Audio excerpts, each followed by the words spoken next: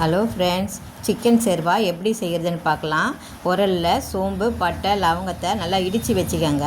வாணலியில் எண்ணெய் ஊற்றி அது காஞ்ச உடனேயும் இந்த இடித்து வச்சதை போட்டு கொஞ்சம் நேரம் வதக்குங்க. அதுக்கப்புறம் தேவையான வெங்காயம் போட்டு கொஞ்சம் நேரம் வதக்குங்க. அது வதங்கட்டும். அதுக்கப்புறம் இஞ்சி பூண்டு பேஸ்ட்டு போட்டு 2 நிமிஷம் வதங்கட்டும். அதுக்கப்புறம் தக்காளியை போடுங்க. அதுவும் 2 நிமிஷம் வதங்கட்டும். வதங்கும் போது சிக்கனை இப்போது போடுங்க. போட்டு கொஞ்சம் நேரம் வதக்குங்க. வதக்கும் போதே உப்பும் தூவிக்கோங்க.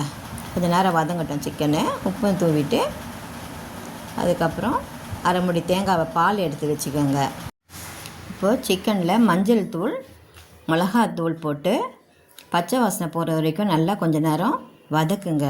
வதக்கினோடனே அப்புறம் தேங்காய் பால் எடுத்து அதில் ஊற்றிட்டு நல்லா கலரி விட்டுட்டு சிக்கன் இந்த தேங்காய் பால்லையே வேகணும். அது வெந்த உடனேயும் அதில் எண்ணெய் பிரிஞ்சு வர அளவுக்கு நல்லா கலரினே இருங்க.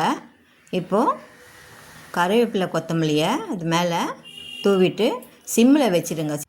நல்லா கலருங்க.